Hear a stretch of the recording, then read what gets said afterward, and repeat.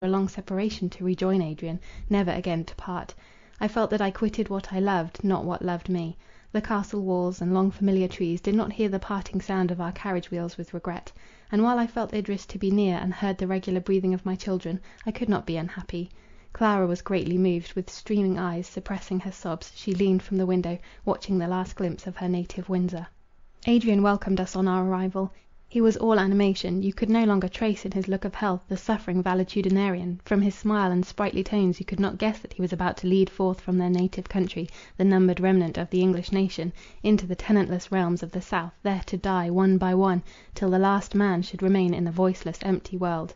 Adrian was impatient for our departure, and had advanced far in his preparations. His wisdom guided all; his care was the sole, to move the luckless crowd who relied wholly on him. It was useless to provide many things, for we should find abundant provision in every town. It was Adrian's wish to prevent all labour, to bestow a festive appearance on this funeral train. Our numbers amounted to not quite 2000 persons. These were not all assembled in London, but each day witnessed the arrival of fresh numbers; and those who resided in the neighbouring towns had received orders to assemble at one place on the 20th of November.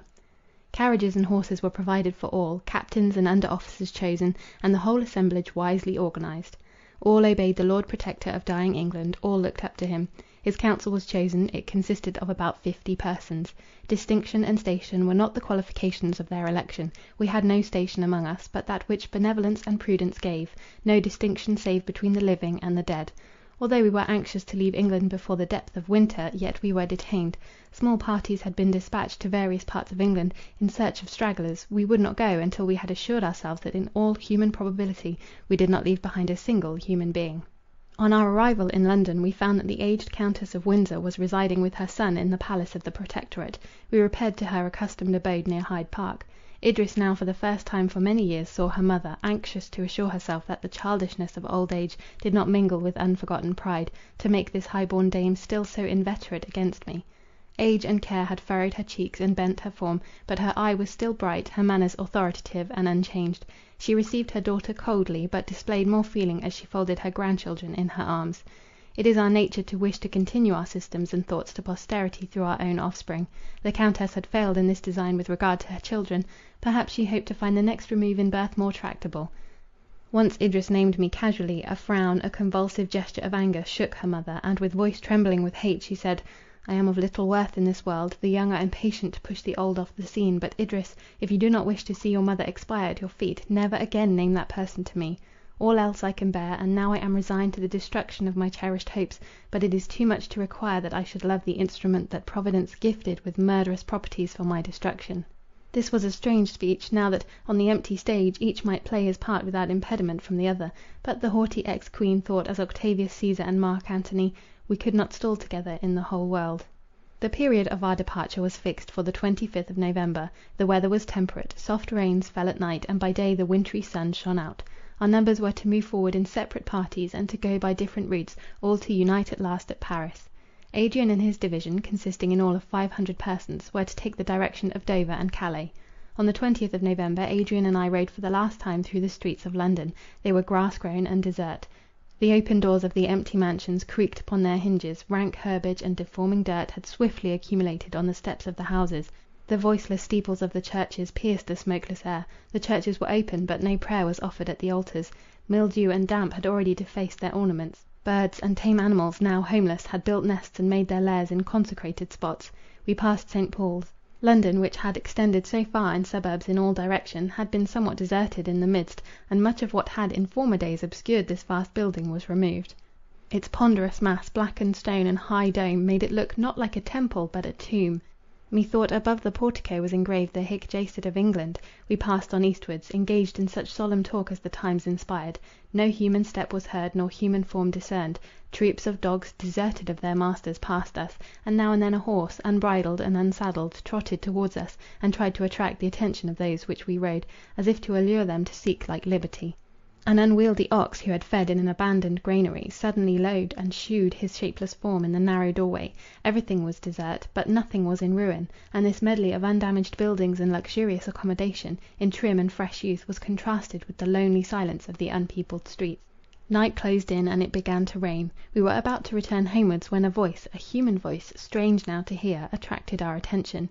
It was a child singing a merry, lightsome air. There was no other sound. We had traversed London from Hyde Park even to where we now were in the Minories, and had met no person, heard no voice nor footstep. The singing was interrupted by laughing and talking. Never was merry ditty so sadly timed, never laughter more akin to tears. The door of the house from which these sounds proceeded was open. The upper rooms were illuminated as for a feast. It was a large, magnificent house, in which doubtless some rich merchant had lived. The singing again commenced, and rang through the high-roofed rooms, while we silently ascended the staircase. Lights now appeared to guide us, and a long suite of splendid rooms illuminated, made us still more wonder. Their only inhabitant, a little girl, was dancing, waltzing, and singing about them, followed by a large Newfoundland dog, who, boisterously jumping on her and interrupting her, made her now scold, now laugh, now throw herself on the carpet to play with him. She was dressed grotesquely, in glittering robes and shawls fit for a woman. She appeared about 10 years of age. We stood at the door looking on this strange scene, till the dog, perceiving us, barked loudly. The child turned and saw us. Her face, losing its gaiety, assumed a sullen expression. She slunk back, apparently meditating an escape. I came up to her and held her hand. She did not resist, but with a stern brow, so strange in childhood, so different from her former hilarity, she stood still, her eyes fixed on the ground. "What do you do here?" I said gently. "Who are you?" She was silent, but trembled violently. "My poor child," asked Adrian, "are you alone?" There was a winning softness in his voice that went to the heart of the little girl. She looked at him, then snatching her hand from me, threw herself into his arms, clinging round his neck, ejaculating, "Save me, save me!" while her unnatural sullenness dissolved in tears. "I will save you," he replied. "Of what are you afraid? You need not fear my friend, he will do you no harm. Are you alone?" "No, Lion is with me." "And your father and mother?" "I never had any. I am a charity girl. Everybody is gone, gone for a great, great many days. But if they come back and find me out, they will beat me so." Her unhappy story was told in these few words. An orphan, taken on pretended charity, ill-treated and reviled, her oppressors had died. Unknowing of what had passed around her, she found herself alone. She had not dared venture out, but by the continuance of her solitude, her courage revived, her childish vivacity caused her to play 1,000 freaks, and with her brute companion she passed a long holiday, fearing nothing but the return of the harsh voices and cruel usage of her protectors. She readily consented to go with Adrian. In the meantime, while we descanted on alien sorrows, and on a solitude which struck our eyes and not our hearts, while we imagined all of change and suffering that had intervened in these once thronged streets, before, tenantless and abandoned, they became mere kennels for dogs and stables for cattle; while we read the death of the world upon the dark fane, and hugged ourselves in the remembrance that we possessed that which was all the world to us, in the meanwhile, we had arrived from Windsor early in October, and had now been in London about 6 weeks. Day by day, during that time, the health of my Idris declined. Her heart was broken. Neither sleep nor appetite, the chosen servants of health, waited on her wasted form. To watch her children hour by hour, to sit by me, drinking deep the dear persuasion that I remained to her, was all her pastime.